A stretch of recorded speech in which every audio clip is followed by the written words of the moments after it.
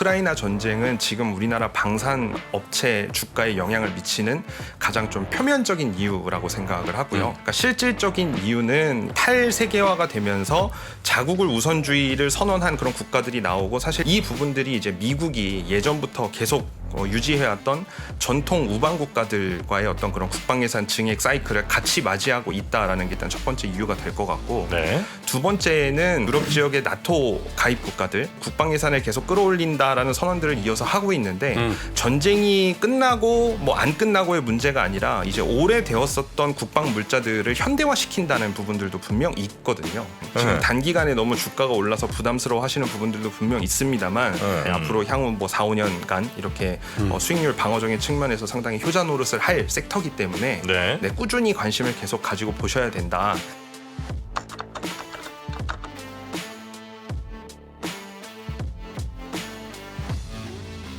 자, 그럼 그 전에 오늘 저희가 방산 얘기를 좀 해드리기로 했죠.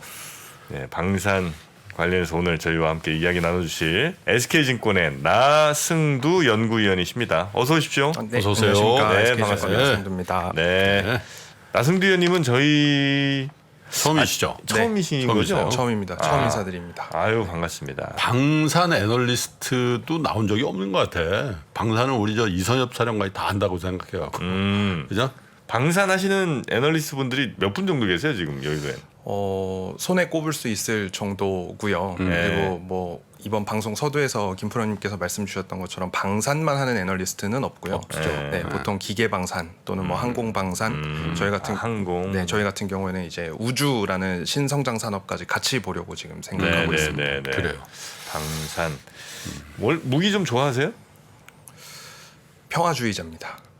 네. 아니 그 무기 만들어 팔으라는 얘기가 아니고 그 무기 기본적으로 밀떡이라고 그러나요? 그런 거 진짜 좋아하는 분들이 있잖아요. 그런 거는 되게 관심 있게 보고 있고 네. 네, 재밌어 하고 있고, 아, 그렇습니까? 그리고 또 방산이 뭐 계속 말씀드리겠지만 단순히 어떤 무기로만 풀어낼 수 있는 게 아니라 지금은 이제 국제 정세나 그렇죠. 뭐 정책적인 부분으로 봐야 되기 때문에 아주 재미있는 뭐 그런 이야기들을 좀 네, 공부하고 있습니다. 네.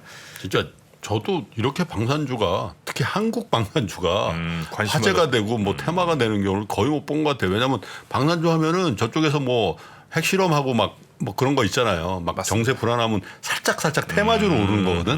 근데 이렇게 길게 뭐 가본 적이 그죠? 맞습니다. 우리나라 방산주는 대표적으로 뭐뭐 있어요 일단?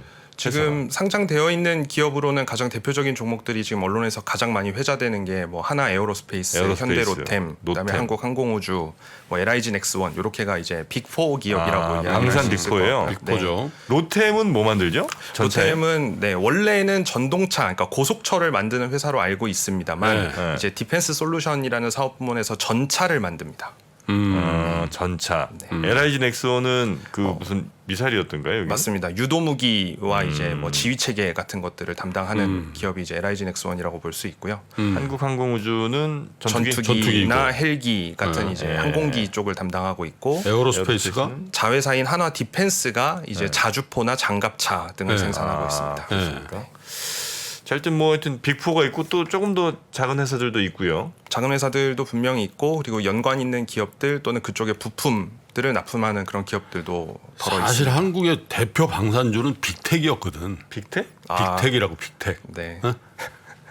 뭐 정세 불안하면 빅텍이 딱 올라주고. 거기 뭐 만드는 회사예요? 거기? 거기가 저거 만드는 거잖아.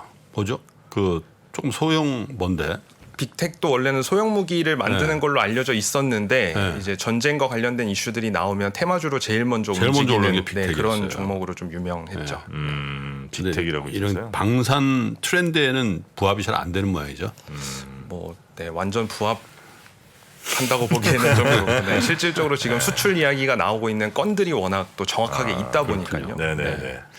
하여튼 뭐 이 방산이 이렇게 지금 관심 받는 건 역시 뭐 러시아 우크라이나 이게 이제 제일 큰 이슈인 거예요? 아니면 또 다른 뭐 분위기가 좀 있습니까?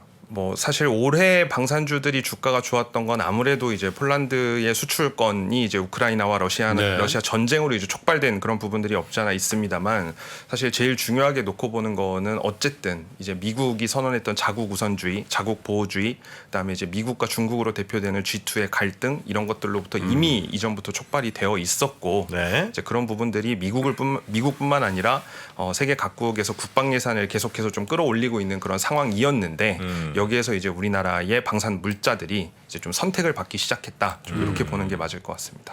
뭐 저희가 이제 뉴스 등을 통해서 이제 막 읽기로는 하여튼 우리 방산이 그렇게 선택을 받는 게 가성비가 좋다. 네. 그거예요? 뭐 가성비가 좋다라고만 딱 단순하게 이야기하기는 조금 어려울 것 같고요. 네.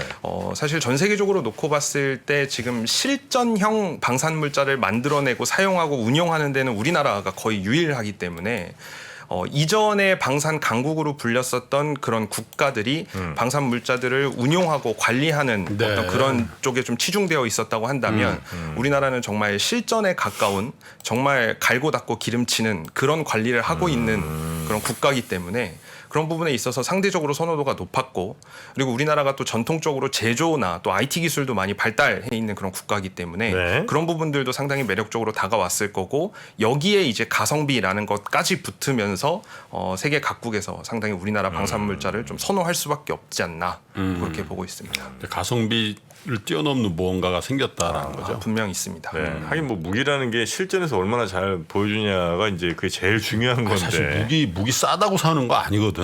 그죠. 솔직히 네. 쌌는데 안 나가. 그러면 이거야 이거. 저거 누가 산 거야? 그렇죠, 그래서 그 쭉 그잖아요. 그래서 실전에서 운용을 얼마만큼 할 수 있는지가 굉장히 중요한 건데 네, 실전 운용을 대비해서 준비하는 국가는 사실 우리나라가 전 세계에서 유일하죠 지금. 네네네. 그래서 이제 우리나라 무기가 그렇게 몇몇 나라들에서 이제 인정을 받고 있는데 요게 이제 지금 요 트렌드로 끝날 거냐 아니면 이제 앞으로도 계속 이 분위기가 이어질 거냐에 따라서 방산이 지금까지 오른 거에서 이제 끝이냐 아니면 더 갈 거냐 요걸 이제 결정하는 걸 거 아니겠습니까? 맞습니다. 어떻게 보시는 거예요? 단순히 지금 이렇게 끝날 문제로만 해석하지는 않고요. 그리고 지금 단기간에 주가가 좀 많이 아웃퍼폼하는 모습을 보여가지고 뭐 차익 실현을 해야 되냐, 아니면 계속 가지고 가야 되냐, 또는 이제 추가로 또 진입을 해야 되냐 이런 문의를 주시는 분들이 많이 있는데 사실 과거를 생각해 보면 한 2013년도부터 14, 15, 16년도까지 우리나라 방산물자들이 해외로 좀 수출이 됐던 사례들이 있거든요. 근데 그럴 때 보면 회사의 실적이 가장 좋은 시점을 보였던 건 수출을 했다라는 소식이 들릴 때보다는 방산물자가 1년 안에 뭐 뚝딱 만들어서 다 납품이 되는 그런 부분들이 아니기 때문에 향후 한 2, 3년 길게는 뭐 3, 4년 그리고 또 그 우리가 수출한 방산물자에 대한 관리까지도 생각을 해본다면 길게는 10년까지도 우리나라가 계속 그 참여하고 관리해주는 그러니까 실적이 계속 발생할 수 있는 그런 부분들이기 때문에 앞으로 실적이 계속 좋아질 일만 남아 있는 상태고 그렇다 보니까는 뭐 이벤트로 재료 소멸 때문에 주가가 뭐 조정을 받는다든지 그런 식으로 그냥 이렇게 흘러 지나갈 어떤 단기적인 그런 성향의 문제는 아니라고 생각을 하고요.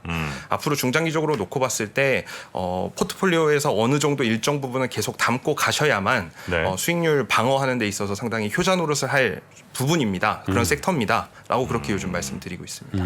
아 그렇습니까? 네. 근데 이게 이제 물론 앞으로 뭐 어떻게 될지 저는 이제 전혀 잘 모르겠습니다만 지금 미국이 이제 계속해서 러시아 우크라이나 요걸 이제 어떻게든 끝낸다는 거 같고요. 겨울 전에만 마무리가 되면 또 막 이렇게 그 분위기 쫙 올라갔던 게 한순간에 또 샥 눈녹도 사라지는 건 아닐까 하는 우려들이 아마 투자자들 가운데 좀 있으신 것 같아요. 네. 그래서 실제로는 장기적으로는 더 필요할 일들이 많이 있을지 몰라도 그 전쟁이 마무리된다는 거에 의한 어떤 투자자들의 심리 같은 게 싹 식어버릴 가능성? 이런 테마 건- 해소. 네. 그러니까 9시 뉴스 틀면은 네. 막 폭격하고 막 포 쏘는 장면이 계속 나오니까 네. 팔고 싶어도 그거 보면 못 팔겠죠. 그런 게 싹 사라지면 그런 얘기죠. 일몰 효과. 네, 분명 이제 이런 뉴스나 이벤트가 소멸되면 이제 주가가 좀 조정받지 않을까에 대한 우려가 있는 것도 사실인데, 요거 이제 크게 두 가지 정도로 해석을 해서 좀 보자면, 네. 일단 첫 번째는 앞서 말씀드렸던 것처럼 우크라이나 전쟁은 지금 우리나라 방산 업체 주가에 영향을 미치는 가장 좀 표면적인 이유라고 생각을 하고요. 그러니까 실질적인 이유는 이제 미국을 비롯해서 자국 우선주의, 그러니까 탈세계화가 되면서 자국을 우선주의를 선언한 그런 국가들이 나오고, 사실 이 탈세계화라는 게 자국 우선주의를 넘어서 우리 편 우선주의거든요. 그러니까 그 지역을 진짜 지금까지 우리의 전통 아군이었던 우리들끼리만 좀 뭉치자라는 그런 움직임들이 좀 나타나고 있는데, 이 부분들이 이제 미국이 예전부터 계속 유지해왔던 전통 우방 국가들과의 어떤 그런 국방 예산 증액 사이클을 같이 맞이하고 있다라는 게 좀 가장 큰 흐름 측면에서는 네. 앞으로 당분간 방산주들에 대한 관심이 계속 높을 수밖에 없다라는 게 일단 첫 번째 이유가 될 것 같고, 네. 두 번째는 일단 우크라이나 전쟁이 촉발했던 유럽 지역의 나토 가입 국가들 이제 GDP 대비해서 국방 예산을 계속 끌어올린다라는 선언들을 이어서 하고 있는데, 사실 그런 부분들이 전쟁이 끝나고 뭐 안 끝나고의 문제가 아니라 이제 오래되었었던 국방 물자들을 현대화시킨다는 부분들도 분명 있거든요. 그러니까 오래되었던 것들을 다시 현대화시키기 위해서 국방 예산을 투입하고 그에 필요한 어떤 방산 물자들을 계속해서 도입할 계획이기 때문에 지금 단순히 뭐 폴란드에서 끝나는 게 아니라 우리나라 방산 물자 같은 경우에는 여타 국가들로도 충분히 더 추가적으로 수출 이야기가 꾸준히 나올 가능성이 있습니다. 그리고 이제 여기에 나아가서 사실은 제가 올해 그 초부터 방산에 대한 이야기를 하면서 제가 좀 속단했던 부분 중에 하나가 저도 똑같은 생각으로, 예를 들어 윤석열 대통령께서 나토 정상회의에 참석한 이후에 어떤 수출 계약이 어느 정도 있으면 그 이야기가 언론을 통해서 공개가 되면 방산주들이 한번 조정을 받거나 약세 국면에 진입하지 않을까라고 저도 그렇게 생각을 했었는데, 지금 경기 국면이나 경제 상황, 매크로 환경들을 봤을 때 요즘에 가장 제가 제일 많이 하는 단어 중에 하나가 이제 그럼에도 불구하고라는 말이거든요.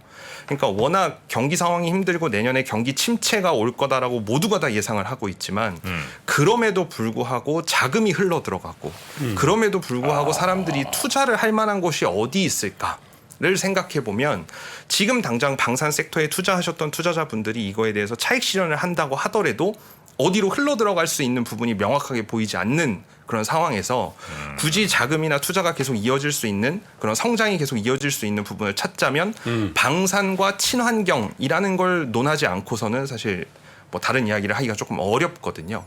그래서 뭐 이 자리에서 제가 뭐 존경에 맞이하는 이선엽 부장님께서 나오셔가지고 네. 뭐 태조 이방원이라는 어떤 그런 신조어를 말씀하셨을 때도 보면은 사실 방산 또는 친환경과 관련되어 있는 그런 키워드들이 그렇죠. 핵심이라고 좀 보기 한참 때문에, 전에 방산 얘기를 하셨었죠. 네, 그런 부분들은 계속해서 유지될 가능성이 커서 뭐 경기 상황이 계속 안 좋고 뭐 경제 성장률이 떨어지고 경기 침체가 올 우려가 있다라고 그렇게 이야기가 계속 나온다면 사실 방산 쪽이 그거에 따른 어떤 반대급부 수혜를 볼 수 있는 섹터다. 근데 이게 하나 트렌드라고 보여지는 게, 전 세계에서 가장 그 큰 방산 업체 하면 록히드 마틴을 치잖아요. 네, 맞습니다. 록히드 마틴 10년 차트를 지금 제가 보고 있는데, 네. 10년 전 주가가 대충 한 80불 선? 네. 예? 지금이 414불이에요. 네. 그냥 물론 이제 최근 들어서는 조정을 받고는 있어요. 근데 네. 추세적으로 쭉 오릅니다. 이게 왜 그러냐면, 이제 그 어떻게 보면 방산이 전 세계가 평화롭게 그냥 사이좋게 짝짝짝 이렇게 살 때는 이런 무신무기를 갖춰야 될 이유가 그만큼 하죠. 근데 패권 전쟁이라는 프레임이 딱 잡히니까, 각자 도생이라는 게 딱 잡히니까 이런 이유. 근데 이제 사실 록히드 마틴 같은 최첨단, 그죠? 전투기나 뭐 이런 것만 팔리는 게 아니잖아요. 맞습니다. 거기다가 러시아 우크라이나는 전형적인 진짜 재래식 무기 가지고 막 하는 모습도 나오니까. 맞습니다. 그죠?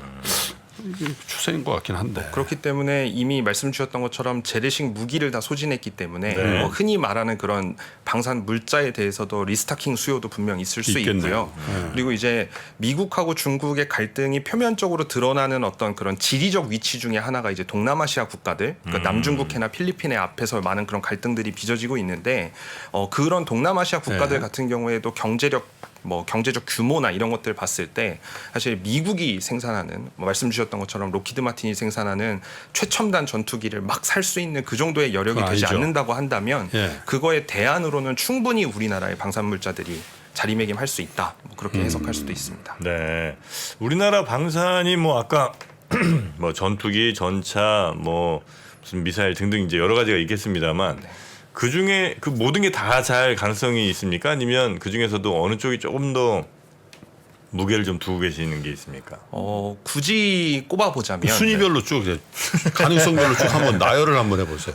굳이 꼽아보자면 네. 이제 155mm K9 자주포 같은 자주포. 경우에는 K9 자주포. 네, K9 자주포 같은 경우에는 전 세계에서 우리나라가 가장 많이 운용을 하고 있기도 하고요. 네. 그렇다 보니까 이거를 뭐 해외에 이미 수출을 해서 그 나라가 자국의 어떤 155mm 자주포를 만들 수 있는 기술을 보유할 수 있도록 기술 이전도 해준 사례가 있기 때문에 네. 뭐 그런 부분들 입장들을 보면은 아마 해외에서 우리나라 K9 자주포 같은 경우에는 굉장히 선호도가 높을 것으로 좀 K9 보고 있고 그리고 이제 오늘 아침에도 한국항공우주가 지금 현지 시간으로는 지난주 금요일 날 언론을 통해서 나왔습니다만 네. 이제 폴란드의 FA50 전투기 48대를 이제 다 공급하는 이행 계약을 했다라는 공시를 지금 여기 들어오기 전에 아침에 그 공시가 나왔는데 네. 이제 그런 전투기 같은 경우에도 당연히 아주 값비싼 전투기와 우리나라의 그 FA50 전투기의 어떤 가격 차이를 놓고 본다면 물론 이제 어느 나라에 어떻게 판매하느냐에 따라서 가격이 다르기 때문에 뭐 회사에서 공개하지는 않고 있습니다만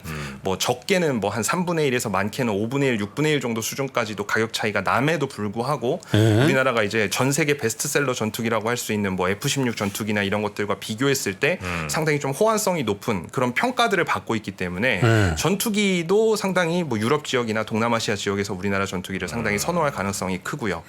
전차 같은 경우에는 이번에 폴란드에서 우리나라 이제 K2 전차를 980대 구매한다라고 이야기를 해서 굉장히 많은 양을 구매한다라고 해서 모두가 다들 이제 흥분했던 것이 사실이지만 사실 전차 같은 경우에는 아직까지는 뭐 독일이나 미국에서 생산해내는 어떤 전차와 경쟁 관계가 계속해서 유지가 되고 있는 사실 그 경쟁 관계가 계속 유지되고 있는 부분도 사실이기 때문에 뭐 전차 같은 경우에는 계속해서 뭐 도입에 대한 논의, 뭐 추가적으로 얼마만큼의 물량을 더 가져가느냐 이런 추이들을 좀 살펴봐야 되겠지만 일단 1라운드에서는 우리나라가 분명 이겼다라고 좀 생각을 하고 있고요. 지금 호주에서 도입하려고 하고 있는 뭐 장갑차나 이런 것들도 사실은 자주포나 어떤 기본적인 어떤 틀, 이 그렇죠. 프레임 같은 경우에는 큰 차이가 없기 때문에 그런 부분에 있어서도 상당히 좀 우리나라가 앞서 있다고 좀 보고 있고 상대적으로 좀 비교 우위가 분명히 있습니다. 골고루. 155mm 자주포라는 게 사실 자주라는 게 이렇게 움직인다는 거잖아요. 맞습니다. 그래서 사실 외관으로 보면 전차하고 별 차이가 별로 없어 보이더라고. 포병 출신입니다. 네. 아니, 포병은 하고 박격포, 육군 보병 박격포. 그 포병 아니에요, 그건? 포병 아니에요. 아, 보병이에요. 보병의 박격포. 외관으로 봤을 때 큰 차이가 없는데 가장 크게 사진만 놓고 딱 구분할 수 있는 거는 이제 포신의 길이가 얼마나 기냐. 아, 포신이 긴 게 자주포죠. 네, 왜냐하면 더 멀리까지 쏴야 되는 곡사포이기 때문에 포신의 네. 길이가 조금 더 긴 게 K9 자주포고 짧은 게 이제 전차 종류다. 우리가 흔히 말하는 탱크다 이렇게 보시면 될 것 같습니다. 그렇습니까? 탱크는 기동력이 훨씬 더 좋아야 되고. 맞습니다. 시속 얼마까지 나옵니까? 탱크요? 네. 그냥 아스팔트 포장도로 달리면 시속 80km까지도 달릴 수 있습니다. 전차는. 그럼 그 저 밑에 다 망가지는 거 아니에요? 아스팔트? 아스팔트는 이제 캐터필러 내구성이 막 조금 그런. 네, 떨어질 수 있겠지만 당연히 그렇게까지 주행을 하는 경우는 거의 없고요. 네. 그리고 우리나라 같은 경우는 이제 산악 지역이나 험지를 주행해야 되기 때문에 이제 그런 부분들이 유럽에서도 상당히 좀 매력적으로 다가오고 있는 거죠. 아니 방사는 그럼 뭐 앞으로 계속 뭐 좋을 일만 쭉 남아 있는 거예요? 말씀 들어보니까 뭐 나쁠 게 하나도 없는 것 같은데. 맞습니다. 그래서 사실 맞습니까? 네, 중장기적으로 이제 말씀드리기에는 지금 네. 단기간에 너무 주가가 올라서 부담스러워하시는 부분들도 분명 있습니다만 네. 아까 중간에 말씀드렸던 것처럼 이제 전형적으로 좀 눌림목이 형성됐을 때 어느 정도 포트폴리오에서 계속 일정 부분 이상 비중을 채우기 위한 노력을 하셔야 네, 앞으로 향후 뭐 4, 5년간 이렇게 수익률 방어적인 측면에서 상당히 효자 노릇을 할 섹터이기 때문에 네. 네, 꾸준히 관심을 계속 가지고 보셔야 된다. 지금 나오는 수출이나 어떤 뉴스 플로우 가지고 이렇게 일희일비할 필요는 없다라고 말씀을 드리고 있습니다. 꼭 이런 거 하면 빠지더라고. 그래가지고 그제 통계적으로 꼭 그래. 그래가지고 네. 그냥 막 지금 갖고 있는 분들은 막 축배만 들기도 좀 어려운 그런 상황 아닌가 싶기도 하고요. 맞습니다. 뭐 리스크나 이런 게 없어요? 조금 염려되는 부분은 네. 이제 우리나라가 폴란드에 대규모 수출한다 또는 뭐 나토 정상회의에 참석한다 이런 이야기가 나왔을 때 네. 우리나라 인접 국가들 뭐 중국이나 러시아 같은 경우에는 상당히 좀 견제하는 그런 모습들을 보였고요. 뭐 사실 이게 단순히 방산만 놓고 이야기하기는 조금 어렵고 흔히 이야기하는 반도체 전쟁, 뭐 빅4 동맹에 우리나라가 가입을 하느냐 안 하느냐 또는 이제 친환경 인프라가 어떻게 갖춰지느냐 이런 것들까지도 모두 다 확대해서 봐야 된다라고 생각을 하는데 네. 이제 우리나라 같은 경우에는 지금 뭐 어느 한쪽에 딱 서냐 마냐 이런 선택을 강요받고 있는 네. 그런 상황이잖아요. 그러다 보니까 우리나라가 계속해서 이런 방산물자 더 어디다 수출 많이 했습니다 이런 이야기가 나오면 나올수록 사실 중국이나 러시아 같은 우리나라 인접 국가들은 굉장히 심기가 불편할 가능성이 그러겠죠. 있죠. 그래서 이제 그런 부분들에 있어서는 우리나라는 지금 앞으로는 조금 조심해야 될 부분도 분명 있고요. 네, 그렇다 네. 보니까 앞으로는 지금 우리가 느끼는 것만큼 어떤 뉴스 플로우가 어떤 시장에 영향을 미치는 임팩트 자체는 조금 작아질 가능성은 분명히 처음 있습니다. 나왔을 때보다는 네, 분명히 있습니다. 그리고 언론도 약간 좀 너무 막 쓰는 것보다는 그죠? 아니 방산이라는 게 사실 이게 좀 굉장히 은밀한 그건데 맞습니다. 막 이렇게 막 어? 그것도 좀 그렇잖아. 톤으로 또 근데 이게 또 상장사다 보니까 공시를 해야 돼요. 공시 안 할 수가 없죠. 그러니까 아니 근데 그 뭐야 방사는 좀 많이 남아요? 이거 느낌은 많이 남을 것 같은데 영업이익률 뭐 이런 게. 근데 생각보다 네. 이제 커스터마이징 같은 것들도 좀 해줘야 되고 네. 예를 들면 뭐 폴란드에 납품한다, 노르웨이에 납품한다, 네. 어디다 납품한다라는 거기에 거에 맞춤형으로? 대해서 네, 맞춤형으로 조금 개발도 들어가고 네. 그리고 조금 이제 곡해하지 않으셨으면 좋은 게 네. 이제 공시에 나온 숫자들이 너무 이렇게 크게 나와서 실제로 그러면 한 대당 납품 단가가 그 정도로 비싸냐라고 생각하시는 분들도 분명히 있는데 사실 그거보다는 이제 앞으로 따라가게 될 뭐 정비나 관리 그거를 운영하는 데 있어서 들어가는 교육 뭐 이런 모든 것들이 다 수반된 비용이 다 네. 포함되어 있는 그런 금액이기 때문에 네. 마진이 분명 우리나라에다 이제 납품을 하는 것보다 해외 쪽으로 납품하는 게 마진이 조금 더 좋은 것은 사실입니다만 극단적으로 이익이 막 폭발적으로 성장한다 이렇게 보기에는 대충 약간 얼마 남아요? 있어요? 얼마 정도 뭐 한 15% 남는다 뭐 이런 게 없나요 여기는? 있겠지만 네. 네, 이런 것들 뭐 이제 섣불리 회사에서 공개를 하고 있지도 않고 그렇습니까? 그리고 애널리스트들이 추정하는 추정치도 분명히 있긴 한데 그런 부분들이 이제 나중에 어떤 계약에 어떤 영향을 미칠지 모르기 때문에 사실 조심스럽게 사실 우리 접근하고 국방부에만 납품하면은 영업이익 높일 수가 없어요. 맞습니다. 왜냐면 이제 그러니까 국민 혈세인데 국정감사 딱 해봐. 야 저 뭐 탱크 납품하면서 영업이익률이 45% 50% 돼? 말도 안 되는 거거든. 맞습니다. 옛날에 근데 뭐 USB 막 90만 원씩 막 응? 그 USB? USB 그 메모리 하나 뭐 90만 원씩 납품하고 그랬잖아요.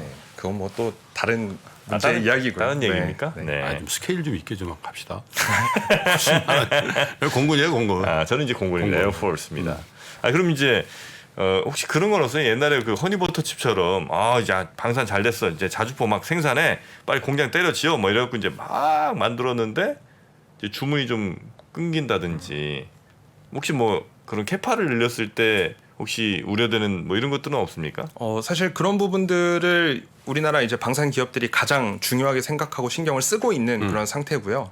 뭐 통상적으로 그 회사들의 공장 그 가동률이 얼마나 되는지 이런 것들이 잘 공개되진 않습니다. 왜냐하면 방산의 특성상 뭐 당연히 재고 자산을 가지고 있으면 안 되고 그리고 생산 캐파가 어느 정도라는 게 이제 대외로 알려지면 안 되는 그런 부분들이 있기 그렇죠. 때문에 그런 부분들은 상당히 이제 보안 사항이긴 한데 뭐 현재 지금 언론에 회자되는 어떤 폴란드의 빨리 이렇게 수출을 해줘야 되는 인도를 좀 빨리빨리 요구하는 그런 물량들에 대해서 현재 수준을 가지고 대응하는 데 있어서는 크게 무리가 없다라고 좀 알려져 그래요? 있고요. 네, 그리고 뭐 지금 이제 추가적으로 수출 계약을 맺는 것들은 아까도 잠깐 말씀드렸지만 뭐 6개월, 1년 안에 이렇게 납품을 인도를 반드시 해야 되는 그런 상황들은 아니고 조금은 뭐 중장기적으로 이제 텀을 두고 계속 이제 공급을 하고 그거에 따른 관련 교육, 정비까지도 그렇죠. 이어져야 되는 부분이기 때문에 네. 뭐 사실 지금 수출 나오는 것들이 이제 정말 미래 실적에 아주 큰 영향, 뭐 좋은 영향을 미칠 것으로 기대는 되고 있는 그런 상황이죠.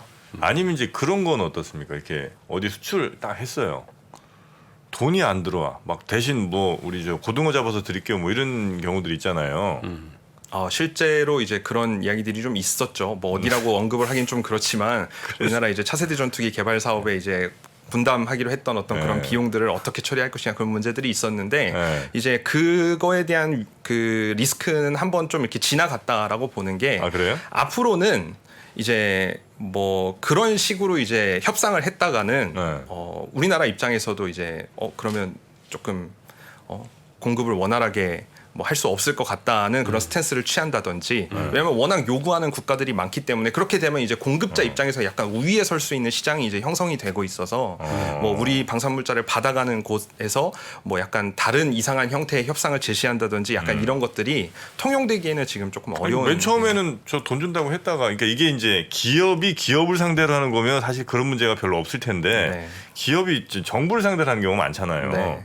그럼 이제 그 정부에서는 뭐 배제를 한다고 우리가 뭐 어디 뭐 소송하거나 이러기가 좀 어렵잖아요. 근데 뭐 반대로 생각하면 네. 결국에는 이제 B2B가 아니라 G2G로 끝나는 비즈니스이기 때문에 네. 뭐 시간이 조금 걸릴지언정 어떻게든 그거는 받긴 충분히 받는다? 개런티가 된다라고 해석을 해도 괜찮겠죠. 그리고 이제 뭐 우리가 수출하는 나라가 네. 우리한테 생사 여탈권을 쥐고 있는 나라한테는 잘 안 가죠. 맞습니다. 우리가 예를 들어서 중국에 납품한다든지 미국에 납품한다든지 이러면은 네. 그 좀 문제가 있는데 네. 폴란드하고 우리나라 뭐 그리고 또 이런 게 있죠. 이게 진짜 안전을 위해서 수입한 거 아니야? 그래 그게 메인테넌스가 되게 중요해요. 그렇죠. 불렀는데 잘 안 가. 서 있어 지금. 그리고 부품도 계속 뭐 개비해줘야 되고 그럴 걸요. 네, 맞습니다. 네. 그리고 닦고 조이고 기름 쳐야 되는데 폴란드 사람이 치는 거하고 우리나라 사람들이 치는 거하고 다르거든.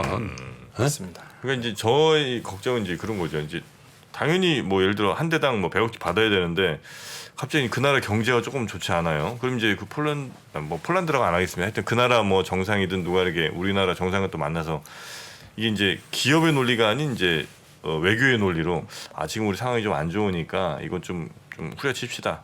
대신 뭐 우리 관광객 좀 뭐 이렇게 이제 가는 경우가 있을 수 있어서 이러면 이제 기업은 사실 얼마짜리 원가에 얼마 이익을 붙여서 얼마를 받아야 되는 게 정상인데 이게 갑자기 위에 정부들에서 뭐 이렇게 해결해 버리면 이거는 조금 위험할 수 있는 거 아닌가? 뭐 그럴 가능성이 아예 없다고 배제할 수는 없겠습니다만, 네. 네, 그래도 뭐 순리적으로 잘 풀릴 수 있는 어떤 그런 구조의 비즈니스고, 지금 최근에 이제 그런 논란이 됐던 어떤 그런 특정 국가와의 어떤 개발비 분담 이런 것들도 지금 뭐 잘 해결이 되고 있는 그런 부분들이 있기 때문에. 지금 이제 수요 우선이 아니라 네. 공급자 시장으로 바뀌었다라는 거니까. 그래요. 네, 맞습니다. 네? 알겠습니다. 그죠? 맞습니다. 그런 측면이 있는 것 같고 네.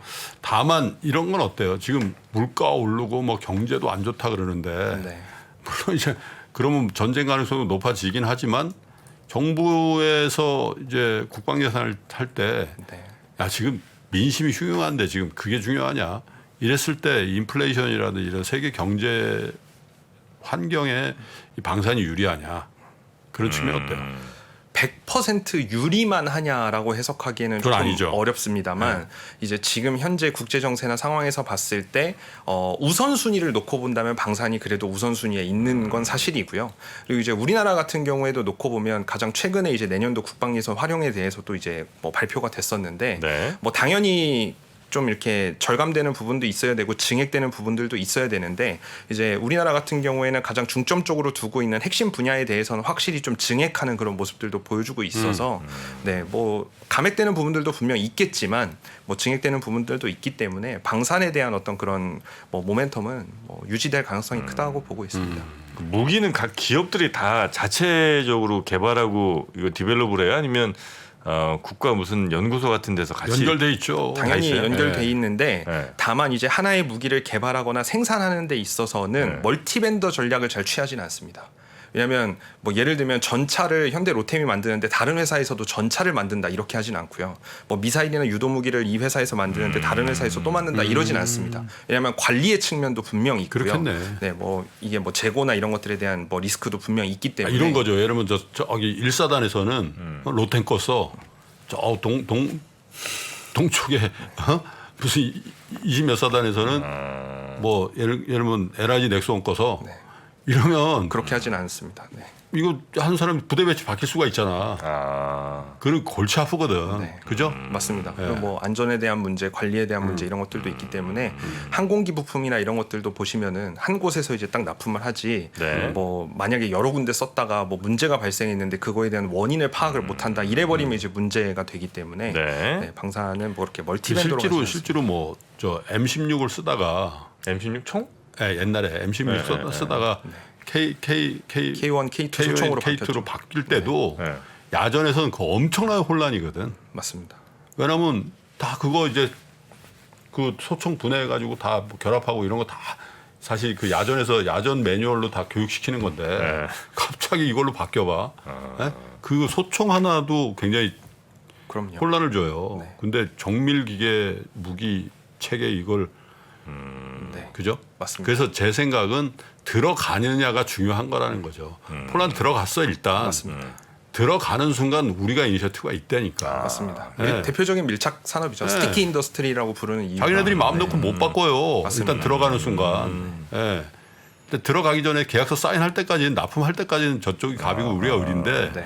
납품 쫙 깔아버리면은 그 다음부터는 가불가게 좀 바뀔 걸. 맞습니다. 그죠? 네, 맞습니다. 그럼 예를 들어 이제 이렇게 납품하고 그러면 그 받은 돈을 국방과학연구소 뭐 이런 데랑 같이 나누는 거예요? 뭐 우리가 흔히 생각하는 것처럼 돈을 받아서 이렇게 딱 나누는 그런 뭐 개념은 아니고 용역비 같은 걸 주겠지. 네, 뭐 그런 거 주고 이제 개발비 공통으로 들어갔던 거 이제 개발비로 사용하고 뭐 회사가 나 이제 이윤 가져갈 건 이윤 가져가고 네, 네, 뭐 네. 무슨 네 이렇게 딱 나누듯이 뭐 이렇게 나누는 형태는 아니고요. 예. 그럼 이제 예를 들어 개인이 방산주 이제 투자를 마음을 먹었다 치고요. 네. 방사는 뭐 ETF 이런 거 없죠? 이제 슬슬 나오고 있는 상황입니다. 뭐 해외도 그렇고 우리나라도 그렇고 네. 방산으로만 단독으로 지금 ETF가 나와 있는 건 아직까지는 없을 텐데 네. 이제 뭐 우주 그다음에 뭐 항공 이쪽에 이제 방산이 편입돼서 방산 비중이 조금씩 높아지거나 뭐 그런 상황이라고 보시면 될 것 같습니다. 네네. 그럼 이제 투자를 할 때는 그냥 어디가 수출한다 이런 소식들 일단 하면 이미 늦을 거 아니에요. 뭐 어떻게 방산주 투자하는 거예요? 그냥 많이 떨어졌다 싶으면 그냥 좀 이렇게 포트폴리오에서 깔아놔야 되는 거 아니에요? 맞습니다. 한 종목 딱 사기는 불안하고. 네, 계속 좀 깔아놓고 약간 적립식으로 접근을 해야 되는 그런 부분들이 분명 있고요. 그러니까 뭐 뉴스 플로우를 우리가 쫓아가지고 이렇게 매매를 하는 것 자체가 상당히 좀 힘들죠. 그리고 이 방산 뉴스라는 것 자체가 상당히 보안을 또 많이 유지하는 거기 때문에 뭐 개인들이 그거를 선행해서 미리 뭐 얻을 수 있다 이렇게 보기에는 조금 어렵고요. 네, 그래서 좀 중장기적인 그림을 지금 보실 필요가 있다고 계속해서 좀 말씀을 드리고 있습니다. 최선호주가 뭐 어디예요?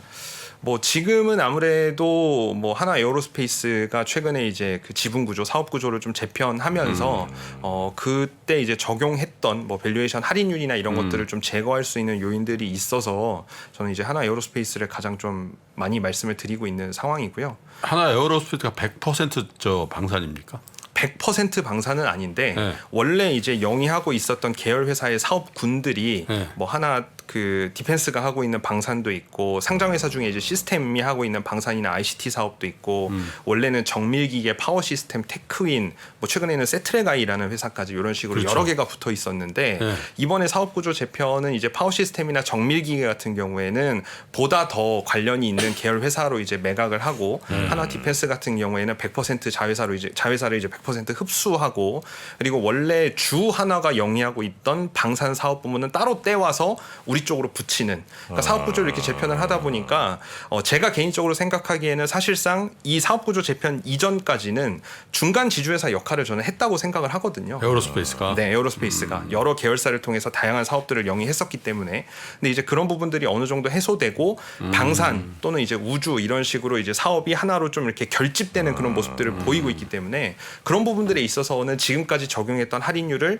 이제 배제하고 생각해도 된다라고 말씀들을 좀 드리고 있습니다. 완전 퓨어 플레이는 LIG 넥스원이죠. LIG 넥스원하고 한국항공우주. 그죠? 네. 이거 방산만 하는 방산만 하는 거는 진짜 LIG 넥스원. 넥스원이고 네. 현대로템만 하도록 전동차 부분이 전동차도 있으니까 있고 뭐 기타 퓨어 에코플랜트 플레이라고 사업도 보기는 있고. 어렵고. 맞습니다. 그러니까 내가 방산 오리지널이다 그러면 LIG 넥스원이네. 그렇죠. 네, 항공우주도 민항기에 들어가는 그런 그것도 부분들이 좀 있기 있으니까. 때문에.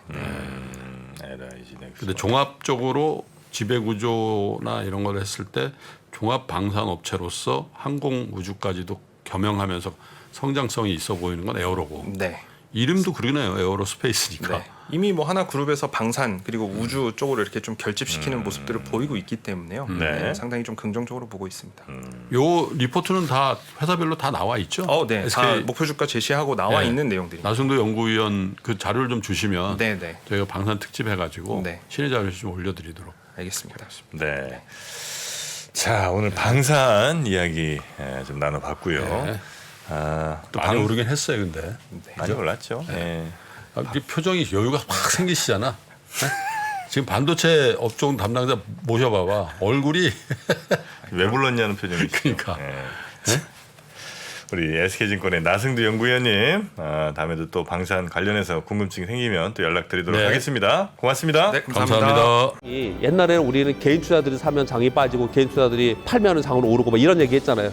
그런 얘기하는 사람들은 정말 진짜 이제 물러나야 돼요. 제 경험상 캐시가 최고입니다. 10년 있으면 엄청난 기회가 와요. 평일 600석 전석 매진 2022 하반기 자산시장 대전망이 온라인으로 출시됐습니다. 우리는 펀드 매니저가 아니에요. 그리고 우리는 전문가가 아니에요. 왜 자꾸 우리가 전문가가 되려고 그래요? 아파트 사고 뭐 재산 올라오고 그게 다 내 덕인 줄 알잖아. 근데 중앙은행 덕이라고. 거기서 내셔줄 때 같이 들어가야 돼. 근데 지금 들이마시는데 그 앞에다 대면 빨리 들어가지. 주식 부동산 투자에서 꼭 알아야 할 핵심 포인트를 압축한 5시간의 강의 2022 하반기 자산시장 대전망. 자세한 사항은 3프로TV 영상 하단의 댓글을 확인해 주세요.